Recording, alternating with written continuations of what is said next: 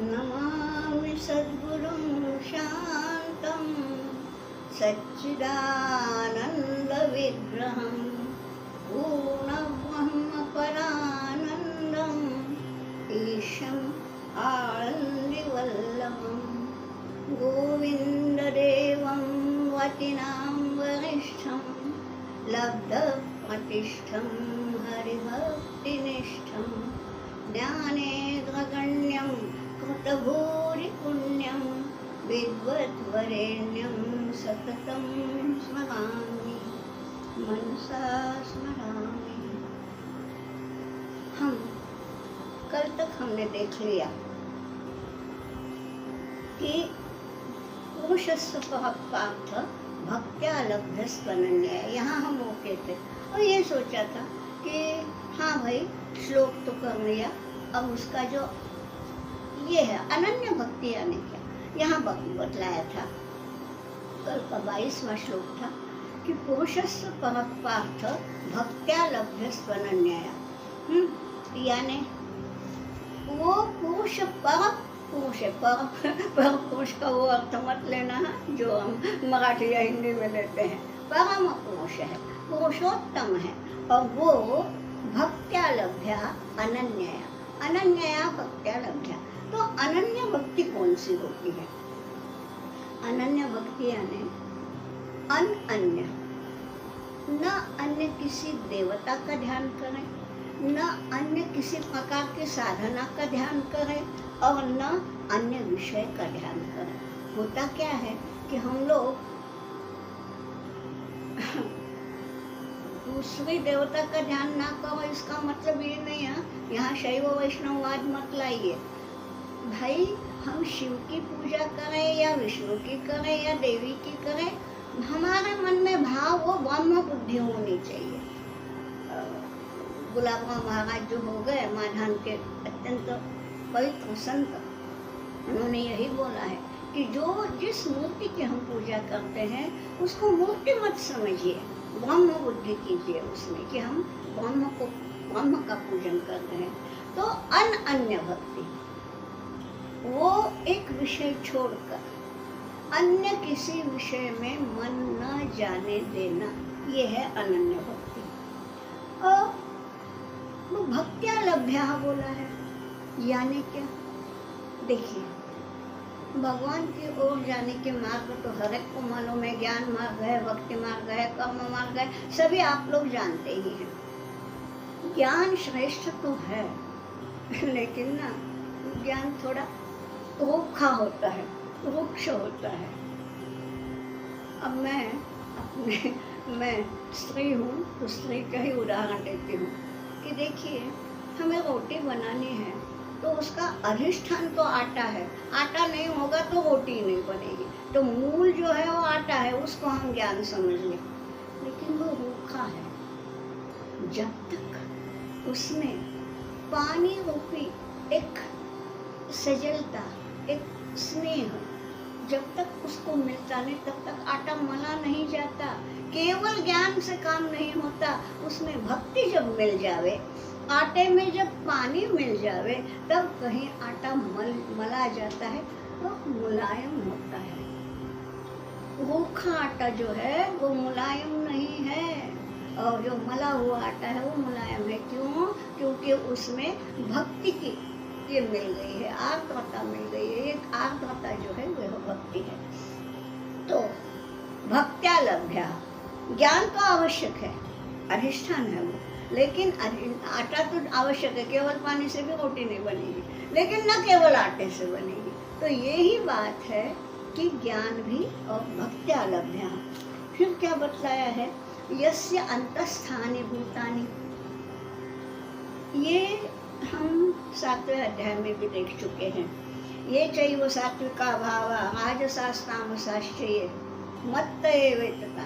तो ये जितने भी भाव है, सात्विक हो राजस हो, जो भी है, ये सब मेरे से उत्पन्न हुआ है, ये बतलाया है। और ये न सर्वमिदं ततम, जिसने ये सारा कुछ फैलाया है। तो यहाँ तक हमने कल देख लिया था। अब आगे का श्लोक देखेंगे, 23वां है। यहाँ क्या बताते हैं कि अंतकाल में मुझको स्मरण करते हुए जो जिसके प्राण चले जाते हैं इस देह को छोड़ करके, उसको अच्छी गति मिलती है, वो परमात्मा तक पहुंच जाता है। यहाँ तक तो देख लिया। अब गतियाँ क्या होती हैं? सदगति क्या, दुर्गति की तो बात ही नहीं करती गीता, लेकिन सदगति में भी मुक्ति क्या, ये क्या? अब ये देखिए, अगला श्लोक है 23वां श्लोक। यत्र काले त्वनावृत्तिम् आवृत्तिं चैव योगिनः प्रयाता यान्ति तं कालं वक्ष्यामि भरतर्षभ। हे भरतर्षभ, संबोधन है अर्जुन को कि भरत के कुल में उत्पन्न तुम ऋषभ हो। ऋषभ यानी ऋषभ का डिक्शनरी मीनिंग अगर आप देखेंगे तो ऋषभ माने बैल, और आप अगर किसी को बैल कहेंगे तो अभी हिंदी में क्या और मराठी में क्या, वो तो गाली हो जाएगी बैलों का बोले तो। वो बात नहीं है। बैल जो है ना, वृषभ जो है ना, अरे वही तो हमारा पोषक है। पहले ट्रैक्टर्स नहीं थे जी, बैल के कारण ही खेती होती थी, और बैल जब नहीं तो हमें भूखों मरने की नौबत आ जाएगी। तो बैल ही सब कुछ है। इसलिए सब जो सर्वश्रेष्ठ है, नरपुंगव कहते हैं, पुंगव माने भी बैल, तो नरपुंगव ऋषभदेव नाम रखते थे। तो ये क्या है? हे भरतर्षभ, हे भरत मुनि के, भरत मुनि नहीं, भरत वंश के उत्तम सर्वोत्तम हे अर्जुन। देखिए, ये सर्टिफिकेट साक्षात भगवान ने दिया है कि भरत के वंश में सर्वश्रेष्ठ कौन है, तो अर्जुन है। तो हे भरतर्षभ, वक्ष्यामि, मैं बोलूँगा, बताऊँगा। क्या बताऊँगा? तम कालम वक्ष्यामि, उस काल को, उस समय को बताऊँगा। कौन से समय को? कि प्राण तो गए मने जाने में है, अंतिम घड़ी है, भगवान का स्मरण तो करते हैं, लेकिन प्राण कौन से समय जावे? दिन में, शाम में, रात में, क्या कौन सी तिथि में जावे, कौन से दिन में जावे, इसका जो है। तो यत्र काले, जिस कालखंड में, अनावृत्तिम आवृत्तिम च योगिनः प्रयाता, योगिनः यान्ति, जो योगी है, योगी लोगों की बात करते हैं ये। तो योगी यानी कौन? जो नित्य युक्त है, योग करता है का मतलब क्या? जुड़ा हुआ है। तो वो कभी आवृत्ति और कभी अनावृत्ति। आवृत्ति यानी फिर से, अभी ये जो जन्म लिया है, जन्म है, फिर बढ़ना है, फिर बुढ़ापा है, फिर मरना है, ये जो भी है, इसी की पुनरावृत्ति होना यानी पुनर्जन्म होना, तो उसको बोला है आवृत्ति। और अनावृत्ति यानी क्या? फिर से जन्म नहीं होना यानी मोक्ष। तो यत्र काले, जिस काल में, आवृत्तिम अनावृत्तिम च यान्ति, यानी जिस काल में देह को छोड़ते हैं, जिस काल में प्राण निकल जाते हैं, वो काल आवृत्ति को या अनावृत्ति को कारण बनता है। जिस कालखंड में देह छोड़ने के कारण हम पुनर्जन्म पाते हैं या मोक्ष पाते हैं, तम कालम वक्ष्यामि, मैं उस कालखंड को अभी बताऊंगा। वक्ष्यामि भविष्य काल है, मैं बताऊंगा। ये एक लिंकिंग सेंटेंस है, आगे चल के बताते हैं कि वो कालखंड कौन सा है। ठीक है, तो क्या बतलाया है? अगला श्लोक है 24वां, कि पहले तो वो बतलाया है कि बाद में बताऊंगी कि काम मुक्ति क्या है, सद्यो मुक्ति क्या है। पहले श्लोक देख ले। श्लोक क्या है? अग्निर्ज्योतिरः शुक्ल षण्मासा उत्तरायणं तत्प्रयाता गच्छन्ति ब्रह्मविदो जनाः। ब्रह्मविद यानी ब्रह्म के जानकार, ऐसे जो जन हैं, ब्रह्मविदो जनाः तत्र गच्छन्ति, वहाँ जाते हैं। कहाँ जाते हैं? ब्रह्म को ही प्राप्त होते हैं। तो ब्रह्म विदो जनाः ब्रह्म गच्छन्ति। जो ब्रह्म के जानकार है वो साक्षात ब्रह्म तक पहुँचते हैं। कब? काल बताऊंगा, बतलाया ना, तो ये काल देखिए क्या बतलाया है। अग्नि ज्योति अहः शुक्लः षण्मास उत्तरायण। उत्तरायण के षण्मास। अब आप तो जानते हैं उत्तरायण क्या दक्षिणायन क्या, यानी जब सूर्य उत्तर की ओर, सूर्य तो हिलता नहीं, हम ही हिलते हैं, लेकिन हमको जब ये दिखता है तो वो है उत्तरायण, जब सूर्य उत्तर की ओर होता है, और जब सूर्य दक्षिण की ओर आता है तो दक्षिणायन। अयनम का ना अर्थ है गति। अब मैं एक बात पूछूं थोड़ी सी गीता से अलग जाके, रामायण माने क्या? उत्तरायण माने उत्तर की ओर गति। अब रामायण माने क्या? रामायण माने राम का गमन, राम का लंका की ओर प्रस्थान, वो है। तो ये प्रस्थान जो है इसके लिए बोला है ये। तो षण्मासा उत्तरायण, उत्तरायण के षण्मास हम जानते हैं कि संक्रांति के उस मतलब जो 6 मास है वो उत्तरायण कहलाते हैं, और बाद में 6 मास दक्षिणायन।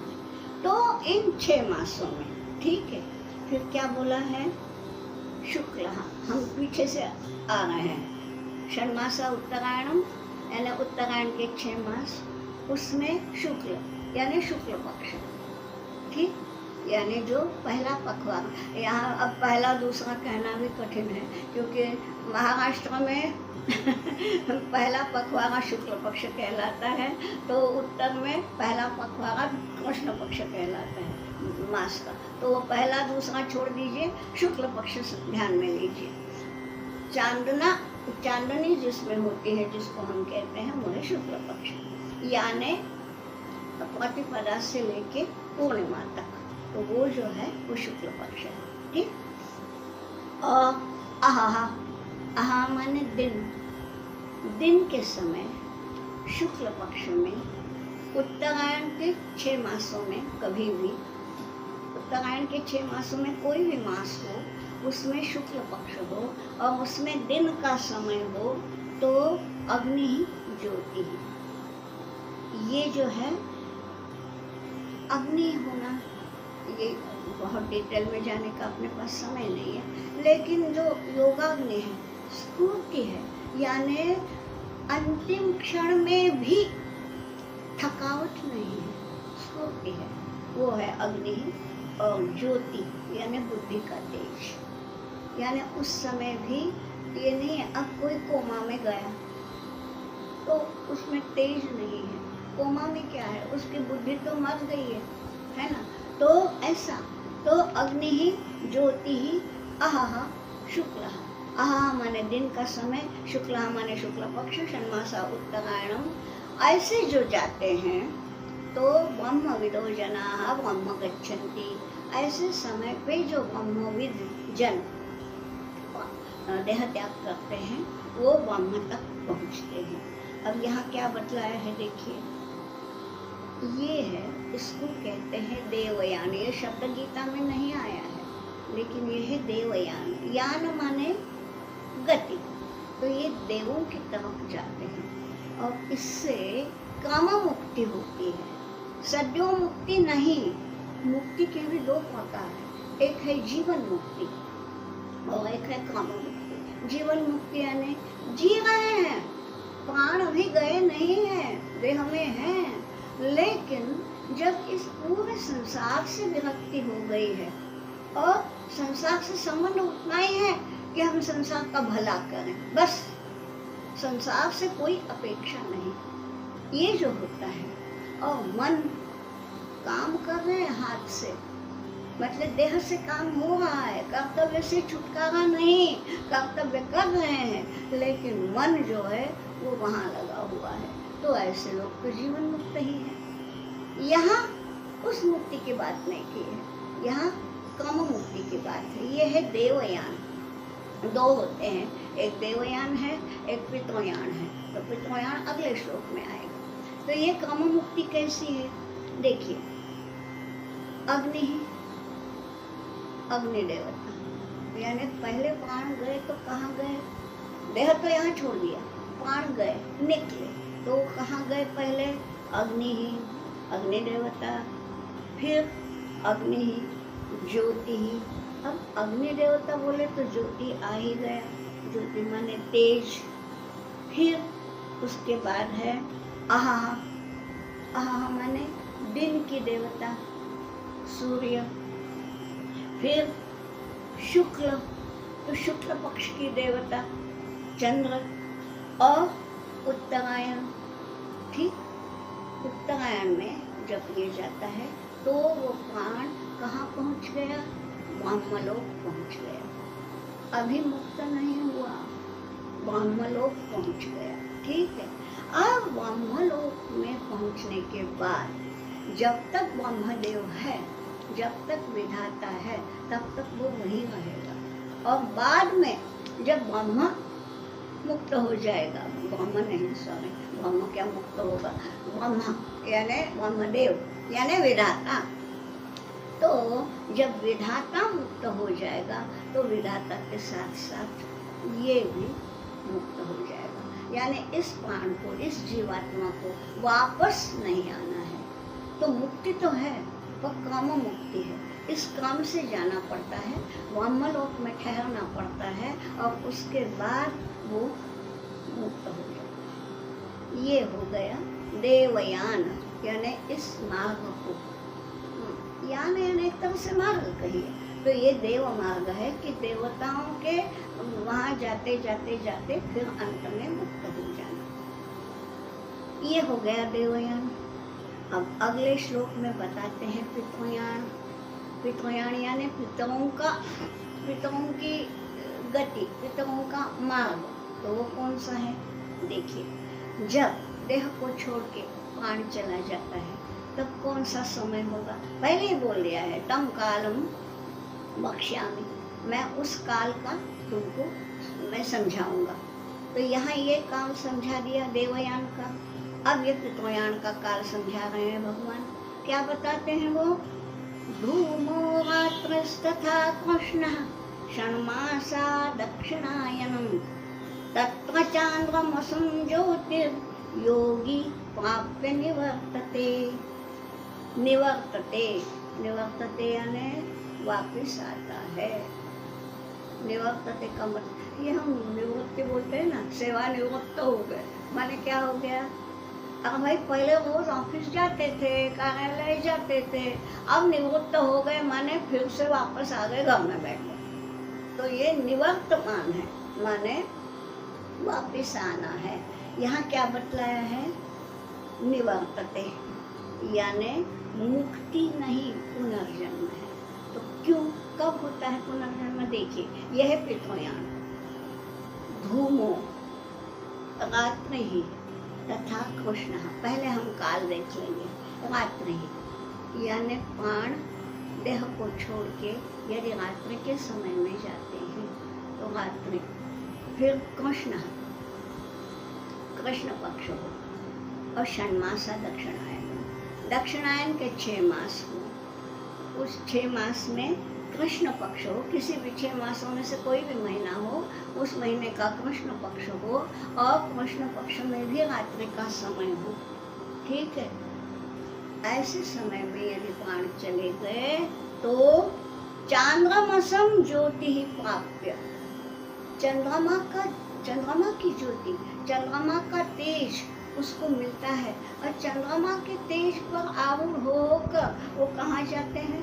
पितृलोक जाते हैं। देखिए कितनी सुंदर कल्पना है, और पितरों के साथ रहते हैं। देखिए, अब हम लोग ये श्राद्ध वगैरह करते हैं, तो देखिए पिता का श्राद्ध करना है तो भी हम नाम किनका लेते हैं? पिता, पितामह, वह पितामह यानी क्या? हमारे पिता, पितामह के माने वो भी वही है, ठीक। तो ये जो है, क्योंकि वो वही है, तो ऐसे समय पे यानी दक्षिणायन के 6 मासों में कृष्ण पक्ष में रात्रि के समय में यदि देह को छोड़ करके प्राण चले जाते हैं तब क्या होता है, धूम शायद हो सकता है। अब धूम यानी क्या? धूम का अर्थ तो ये है धुआं। अगर धुआं क्या होगा? धुआं का मतलब ये है, देखिए धुएं से हमें क्या होगा कि अगर धुआं यहाँ है तो हमें घुटन महसूस होगी ना, प्राण जाते समय थोड़ी सी घुटन होती हो, सांस अटकती हो, ये यदि है तो वो पित्तयान है। पहले क्या बतलाया है? अग्नि ही ज्योति यानी स्फूर्ति है। जब ये देवयान में शुरुआत है अग्नि है। अग्नि यानी देखिए धुआं जब शांत होता है तभी अग्नि ये होता है। प्रज्वलित कब होगा? जब धुआं निकल जाएगा। जब तक धुआं है तब तक घुटन है, घुटन निकल गई, मन शांत हो गया, तो वो है अग्नि यानी देवयान। और यहाँ क्या है? धूमा। तो धूम यानी एक तरह से घुटन है। रात्रि ही, अब रात्रि का समय है ये तो सीधी सीधी बात है, लेकिन रात्रि का समय कैसा होता है? हम काय में बिताते हैं? नींद में। नींद यानी क्या? बुद्धि का मंद होना। हमारा बुद्धि भी सो जाती है ना तब, यानी अभी जो हम बुद्धि को जागरूक रख रहे हैं, अभी दिन का समय है, ऐसी हमारी बुद्धि की अवस्था नहीं रहती, तो बुद्धि भी तब थोड़ी सी मंद हो जाती है। तो घुटन होना, बुद्धिमांद्य होना, कृष्ण पक्ष होना और रात्रि का समय होना, ऐसा यदि हुआ तो क्या होगा कि वो जो प्राण है वो चंद्रमसम ज्योति ही प्राप्य, तो चंद्रमा की ज्योति पर आरूढ़ होकर वो निवर्तते जाते हैं, लेकिन निवर्तते यानी वापस आते हैं। अब ये वापस कैसे आते हैं? उसका भी एक कृष्ण मार्ग बोलते हैं उसको। वापस कैसे आते हैं? तो पहले देखिए वो चंद्रमसम बोला है, तो चंद्रमा के इसमें हो गए, वो चंद्रमा की ज्योति पे आरूढ़ हो गए, फिर वापस कैसे आना? तो आकाश में। आकाश क्या है? एक वैक्यूम है, कुछ नहीं है, वो आकाश में रहते हैं। आकाश से फिर वो वायु देवता में आते हैं। देखिए सोचिए, ये सब जो है ना, केवल शब्द मत ये कीजिए। शब्दों में तो ठीक है, शब्दों का सहारा लिए बगैर तो हम आगे नहीं चल सकते, लेकिन शब्दों में ही फंसे मत रहिए। सब आंखों के सामने आना चाहिए। तो क्या है? प्राण गए, चंद्रमा की ज्योति पर आरूढ़ होकर गए, आकाश में गए। अब वो आकाश से वापस आ रहे हैं, तो काय में आरूढ़ होके आएंगे? वायु पे आरूढ़ होके आएंगे। और वायु पे आरूढ़ होना माने क्या? कोई ये तो होना चाहिए, उनको कोई वाहन तो होना चाहिए। तो बादल, मेघ, ठीक है, और मेघ पे आरूढ़ होके वर्षा का ये लेते हैं, वो वर्षा का रूप लेते हैं, बारिश का। उससे नीचे आते हैं बारिश का रूप लेकर के। फिर कहाँ आ गए? खेतों में आए, वनस्पतियों में आ गए, वनस्पतियों में आ गए, अन्न बन गए। देखिए, और उस अन्न को सेवन करके तो उसका वीर्य बनता है, उस वीर्य से पुनर्जन्म होता है। ये है सारा का सारा कृष्ण मार्ग। तो योगी प्राप्त निवर्तते है। योगी जिंदगी भर उन्होंने योग किया है, पापात्मा की तो बात ही नहीं करते। वो क्या करेंगे तो उन्हें नरक मिलेगा, उनकी तो चर्चा ही नहीं करती गीता जी। लेकिन गीता जी में ये बताया है कि ये जो योगी हैं, ये भी जीवन भर उन्होंने सदाचरण किया, भक्ति की, ध्यान किया, लेकिन अंतिम समय में अगर घुटन महसूस हो गई, कहीं पे मन अटक गया, किसी से मिलने की इच्छा रह गई, किसी वस्तु की चाह लेते हुए अगर प्राण निकल गए, ऐसा यदि हुआ तो निवर्तते, तो उनका जो निवर्तन मार्ग है ये है वो कृष्ण मार्ग। तो इसलिए आवृत्ति हो गई, यानी पुनर्जन्म हो गया। तो यहाँ 24वें और 25वें, हाँ ठीक बोला मैंने, तो 24वें और 25वें श्लोक में 24 में बताया गया है देवयान और 25वें में बताया गया है पितृयान। और बहुत महत्वपूर्ण है ये क्यों बता रहे हैं? एक्चुअली सोचिए तो कि अर्जुन कहाँ खड़ा है? युद्ध भूमि पर, हताश है, मैं नहीं लड़ूंगा बोल रहा है, उसको युद्ध प्रवृत्त करना है। ठीक, उस समय ये सब बातें क्यों? बातें इसलिए कि अर्जुन का मन पक्का बनाना है कि भाई तुम किससे डर रहे हो? तुम ये सोच रहे हो कि मुझे पाप लगेगा इनको मारने से? अरे भाई ये मरेंगे माने क्या होगा? देह छोड़ के जाएंगे, या तो पितृयान या तो देवयान। तो देखिए युद्ध भूमि पे मरे तो बिल्कुल सही बात है, नेचुरल बात है कि वो रात्रि में नहीं मरे, दिन में ही मरेंगे, युद्ध भूमि पे मरेंगे। तो सोचो उनका मार्ग कौन सा है, ये सब बतलाने के लिए ये सब है।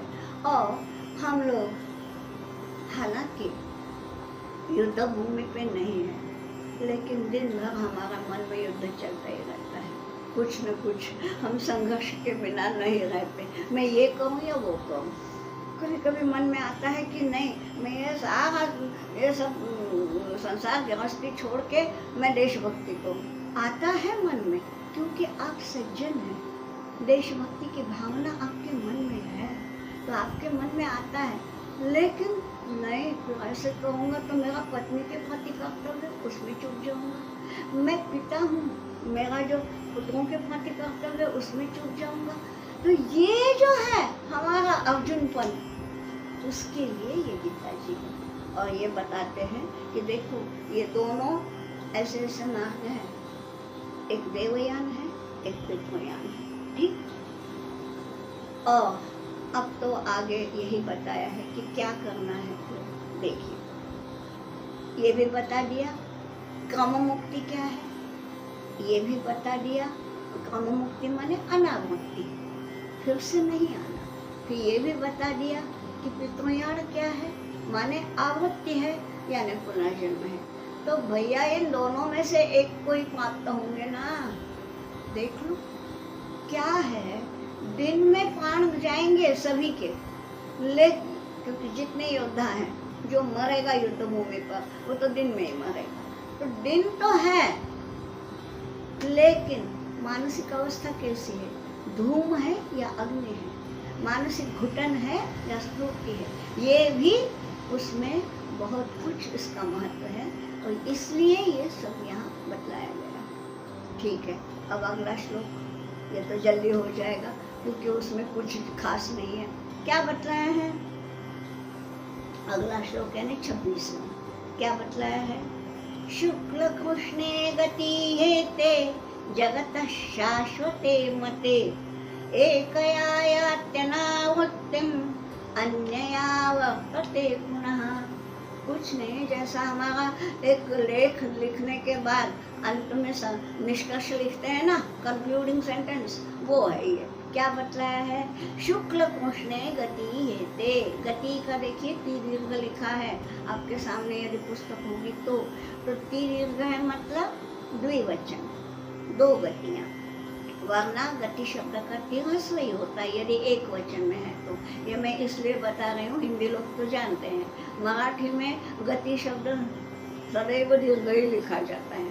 तो भैया उसका अर्थ हम संस्कृत में क्या होगा? दो गतियाँ। यहाँ बतलाया है शुक्ल कृष्णे गति, ये दो गतियाँ हैं, एक शुक्ल गति है एक कृष्ण गति है।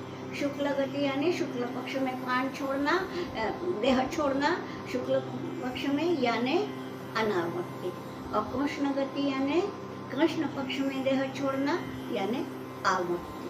ठीक, तो शुक्ल कृष्णे गति हेते जगतः, जगतः गति पूरे जगत के लिए ये लागू है। ये शाश्वत मते, ये दोनों गतियाँ शाश्वत हैं, इसमें ये भगवान का शब्द है जी। भगवान का शब्द तो शाश्वत ही रहेगा ना। भगवान जो कहते हैं वो ऐसा नहीं है कि आज कहूँगा और कल को बोलूँगा कि नहीं नहीं मुझे ये नहीं, ऐसा नहीं बोलना था। तो ये मीडिया ने उसका कुछ अर्थ बदल के बता दिया। ये सब भगवान नहीं बोलते। भगवान जो बोलते हैं शाश्वत होता है। तो क्या है, ये बोलते हैं कि ये जो गति है, ये जो दो गतियां हैं, ये शाश्वत है। एकया याति अनावर्तिम, एक गति से अनावर्तिम याति, एक गति से अनावर्ति होती है यानी आवृत्ति नहीं होती, यानी मुक्ति मिलती है। और अन्यया, दूसरे जो है अन्य गति जो है माने पितृयान गति जो है, अन्यया पुनः आवर्तते, उससे वापस आना पड़ता है। ये जो ऊपर लिखा है उसी का एक कंक्लूजन, एक निष्कर्ष करके बता दिया है। आगे क्या बताते हैं भगवान, नैते स्मृति पार्थ जानन योगी मुह्यति कश्चन तस्मात् सर्वेषु कालेषु योगयुक्तो भव अर्जुन। ये है, हे अर्जुन, योगयुक्तो भव, अंतिम जो है ना चौथा चरण, यही उसका मेन क्लॉज है। क्या बतलाए हैं अर्जुन, योगयुक्तो भव क्या है, इन दोनों गतियों का ज्ञान तो मैंने तुम्हें करवा दिया। अब क्या बतलाया है, न एते श्रुति जानन, हे पार्थ, पार्थ शब्द जो है वो संबोधन है, तो हे पार्थ एते श्रुति जानन, श्रुति, श्रुति यानी मार्ग, गति, गति श्रुति एक ही बात है। तो एते श्रुति जानन, ये दोनों मार्ग जानने वाला योगी जो है वो न मुह्यति, वो कभी भी मोहित नहीं होता।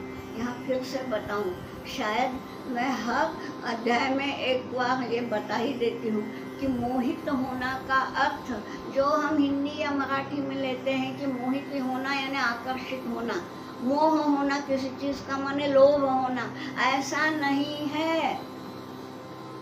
देखिए, यदि मोह ही लोभ होता तो षड विकारों में दोनों का अलग अलग नाम क्यों आता? आपको मालूम है ना, षड विकार काम, क्रोध, लोभ, मोह, मद, मत्सर।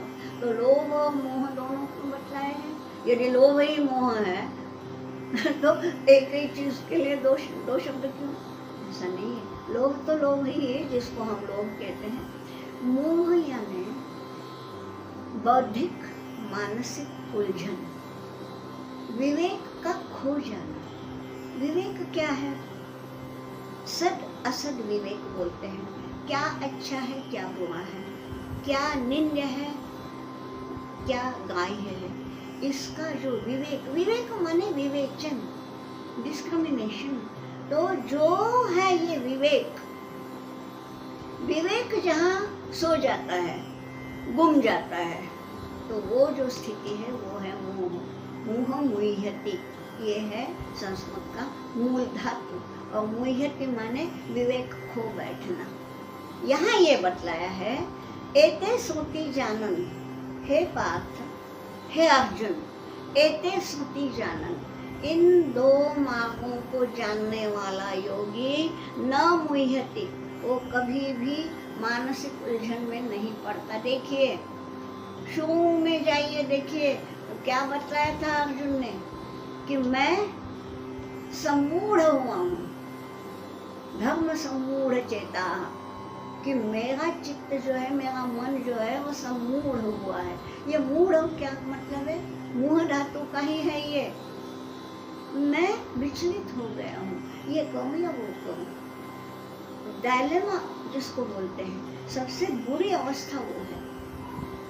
एक दफा बुरे काम के लिए क्यों न हो, मन अगर आपका है यहाँ मैं चोरी ही करूँगा तो भी ठीक है, करेगा और बाद में उसके फल भोगेगा। ये डायलेमा जो है ना वो बड़ा विचित्र है, वो आदमी को अस्वस्थ बना देता है। तो यहाँ वो है मोह। अर्जुन ने वही बोला है कि मैं सम्मूढ़ हुआ हूँ। इसका उत्तर यहाँ दिया है कि एते श्रुति जानन, जो ये दोनों मार्गों को जानता है कि देवयान क्या है, पितृयान क्या है, किससे हमें पुनर्जन्म में आना है, किसके कारण हमें मोक्ष पाना है, ये जो जानता है वो कश्चन, कोई भी हो, न मुह्यति, वो कभी भी मोहित नहीं होता, माने उसका मन कभी विचलित नहीं होता, उसका सद असद विवेक कभी उसे छोड़कर नहीं जाता। ठीक है, यहाँ एक वाक्य समाप्त है, एक पंक्ति में कि नैते श्रुति पार्थ जानन योगी मुह्यति कश्चन। हे पार्थ, एते श्रुति जानन योगी कश्चन योगी न मुह्यति। ठीक है, फिर दूसरे लाइन में बोलते तस्मात्, तो तुम क्या करो, सर्वेषु कालेषु, सभी काल में, यानी जिंदगी भर, जीवन भर और हर क्षण, हर पल, सर्वेषु कालेषु योग युक्तो भव, तुम योग युक्त हो। अब योग युक्त होना यानी क्या है? योग युक्त होना यानी काम धाम कर्तव्य सब छोड़ के बैठ जाना, ये योग युक्त होना नहीं है। यदि यहाँ कोई गृहिणियाँ सुन रही है और वो सोचे कि हाँ भाई हमें अब ध्यान करना है, आज तो खाना आना नहीं बनेगा, ये ठीक नहीं है भाई। कर्तव्य है, गृहिणी हो, तुम्हारे पति के भूखे जाएंगे, तुम्हारे बच्चे के भूखे स्कूल में जाएंगे, ये नहीं, कर्तव्य तो करना है पर योग युक्त हो करके। ये जो मैं कर रही हूँ ये भी भगवान की सेवा है, भगवान को नहीं भूलते। अब ये अर्जुन को बताया है, यानी अर्जुन को ये बताया है कि तुम्हारा कर्तव्य अभी इस समय क्या है वो नहीं भूलना, परंतु भगवान को भी नहीं भूलना, ब्रह्म को भी नहीं भूलना, ये है योग युक्त। तस्मात् सर्वेषु कालेषु योग युक्तो भव अर्जुन। इसलिए इतना सारा सब बता दिया है कि ये देवयान क्या है, पितृयान क्या है, और ये जो पहले जो उसने पूछा था कि अध्यात्म क्या है, ये सारे प्रश्नों का उत्तर दे करके, ये तो पूछा भी नहीं था अर्जुन ने, जो नहीं पूछा वो भी बताना उत्कृष्ट अध्यापक का काम है। तो यहाँ ये काम किया है। और फिर अंतिम श्लोक है, वेदेषु यज्ञेषु तपस्सु चैव दानेषु यत् पुण्यफलं प्रदिष्टम् अत्येति तत्सर्वमिदं विदित्वा योगी परं स्थानमुपैति चाद्यम्। पहले बताया है योग युक्तो भव, तुम योग युक्त हो जाओ। क्यों हो जाए इसका कारण भी बताया है, तो वो है ये अंतिम श्लोक। क्या बताया है कि पहले दो पंक्तियां, दो चरण ले, वेदेषु, वेदेषु यानी वेद के अध्ययन से, यज्ञेषु, यज्ञेषु यानी यज्ञ कर्म करने से। देखिए वेद का अध्ययन ज्ञान मार्ग हो गया, ज्ञान मार्ग हुआ या कर्म मार्ग भी हो गया। वेद में 80% जो मंत्र है वो कर्म मार्ग ही बताते हैं, 20% में ही ज्ञान मार्ग आया। तो वेदेषु, वेदों का अध्ययन करने से, यज्ञेषु यानी यज्ञ का अनुष्ठान करने से, तपस्सु तपश्चर्या करने से। देखिए सारे मार्गों का बता दिया है। दानेषु दान करने से, ये सारे शब्द परिचित हैं हमारे, यज्ञ, तप, ज्ञान। और आगे चल के 18वें इसमें तो बतलाया है कि ये 3 तो करने ही करने हैं, यज्ञ, तप और दान। ये इन कर्मों से तो छूटकारा ही नहीं है। तो ये सब और वेद ज्ञान, ये सब का यत् पुण्य फलम अनिष्टम, ये सब का मिलके जो पुण्य फल, ये सब पुण्य कर्म है। वेदाध्ययन करना भी पुण्य कर्म है, पर वो पुण्य कर्म कब होता है? केवल अध्ययन करके रह गए, हम तो है भाई वेद ज्ञानी है, मैं किसी को पढ़ाऊंगा नहीं, पर मैं वेद ज्ञानी हूँ तो मुझे सम्मान दो, और मेरी पूजा करो। ये बोलने वाला तो नहीं है पुण्यवान, लेकिन जो जितना जानता है उतना लोगों को देता है, वो पुण्यवान है। तो वेदेषु यज्ञेषु, यज्ञ तो पुण्य कर्म है ही। यज्ञ माने क्या है? मेरा कुछ नहीं है, इदम न मम, ये जो बोलते हैं कि मेरा कुछ नहीं है, ये यज्ञ। तपश्चर्या, जिसमें सर्दी हो, गर्मी हो, धूप हो, बारिश हो, किसी भी चीज़ को बिना किसी को मैंने गणना ही नहीं करना। मुझे तो लगता है कि आज हमारा सीमा सुरक्षा जो कर रहे हैं वो सैनिक,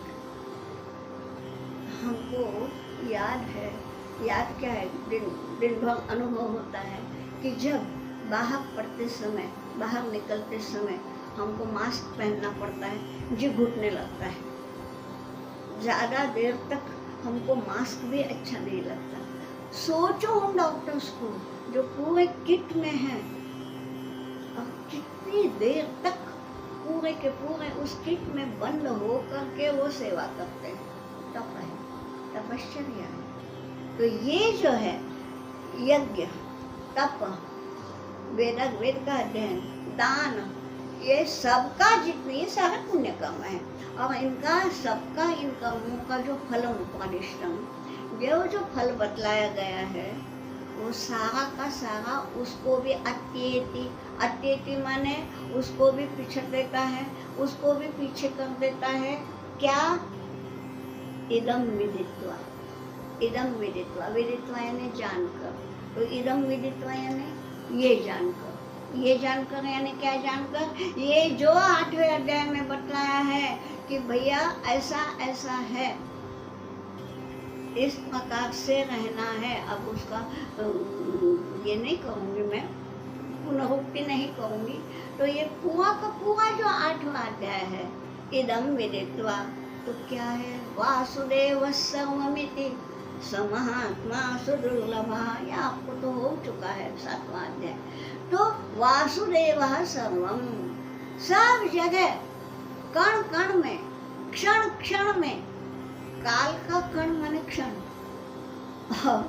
देश का कण माने अनुरेणु, तो सब में परमात्मा है, ये जो जान चुका। तो इदम विदित्वा, योगी परम स्थानम, परम आद्यम स्थानम वही, ये जिसको मालूम हो गया, ये जिसको हृदयंगम हो गया, चित्त में बैठ गया बिल्कुल, कि चित्त में बोल रही, मन में भी नहीं। चित्त क्या होता है? जिसमें स्मृतियाँ रहती हैं और वो कभी मिटती नहीं। तो चित्त में जो बैठ गया, ना मिटने वाली स्मृति हो गई वो। तो जो ये जानता है, वो ऊपर जो जो लिखा है ना, वेद, यज्ञ, तप, दान, इस सबके जितना भी ये सब जो जो पुण्य है, पुण्य कर्म है, पुण्य फल है, उन सब पुण्य फलों को अत्येति, उनको पीछे छोड़ देता है। कौन? जो ये जानता है। इदम विदित्वा वासुदेव सर्वम इति विदित्वा, ये एक दफा उसने जान लिया, तो ये सब सारे के सारे पुण्य फल छोड़ करके वो योगी कहाँ जाता है? परम आद्यम स्थानम। अब ये परम और आद्यम स्थानम क्या है, इसी का तो सारा विवेचन है। ये सब बता दिया है कि वो जो है एकमेवा द्वितीयम ब्रह्म। अब ये यहाँ नहीं बतलाया, मगर उपनिषदों में बताया है। और आखिर ये गीता यानी क्या? सब वो उपनिषदों का वो दोग्धा गोपाल नंदनः, सारे उपनिषदें ये गायें हैं, और इन गायों को दोहन करने वाला कौन है? दोग्धा गोपाल नंदनः। और दूध क्या है? दुग्धम गीतामृतम महत्। और उन गायों का जो दोहने के बाद जो दूध निकला है वही तो गीता है। तो उपनिषदों में जो जो भी कहा है उस सब का सार ये गीता में है। और यहाँ बतलाया है कि योगी ये इदम विदित्वा, ये सारा का सारा जो बतलाया गया है 8वें अध्याय में, इदम विदित्वा, वासुदेव सर्वम इति विदित्वा, हाँ, आत्मैवेदम सर्वम इति विदित्वा, ये बहुत आरण्यक का है। और एकमेवा द्वितीयम, ये भी छांदोग्य का है। ये सारा उपनिषदों की बातें हैं। लेकिन ये सब का सब जान करके योगी परम आद्यम स्थान उपैते, आद्य स्थान, आद्य यानी पहला, यानी वही है जब तक सृष्टि नहीं थी तब जो था, उस स्थान पर वो योगी जाता है, यानी उसमें ब्रह्म में विलीन होता है। देखिए, हम कोई साधारण व्यक्ति यदि उसका निधन यदि होता है तो हम ये बोलते हैं कैलाशवासी हो गए, वैकुंठ धाम चले गए, ऐसा ऐसा बोलते हैं। लेकिन जो योगी होते हैं तो हम क्या बोलते हैं, ब्रह्मलीन हो गए। हमारी भाषा भी बिल्कुल सही है कि वे ब्रह्मलीन होते हैं। वो किसी वास में, किसी लोक में वास नहीं करते, साक्षात ब्रह्मलीन हो जाते हैं। तो यहाँ ये बतलाया है कि जो ये सब जानेगा वो परम स्थानों पैती जानेगा। यहाँ पर 8वां अध्याय जो है, इसका नाम है अक्षर ब्रह्म योग। अब आपको पता चला होगा कि इस नाम का ये अध्याय, इस अध्याय का ये नाम क्यों है, अक्षर ब्रह्म योग क्यों कहा गया है? क्योंकि जो ब्रह्म है वो अक्षर है, उसका क्षरण नहीं होता, और उसका पूरा पूरा ज्ञान इस अध्याय में है। मैंने इसीलिए बोला कि यहाँ श्लोक संख्या कम है, 28 ही है, लेकिन कम से कम शब्दों में अधिक से अधिक आशय जो है वो यहाँ है। तो ये अक्षर ब्रह्म योग नाम का जो अध्याय है वो यहाँ समाप्त होता है। अभी मेरे साथ आप सब जन पुष्पिका कहेंगे। ओम तत्सदिति श्रीमद्गीतासु उपनिषत्सु ब्रह्म विद्यायां योगशास्त्रे श्रीकृष्णार्जुन संवादे अक्षर ब्रह्म योगो नाम 8मोऽध्यायः। श्री कृष्ण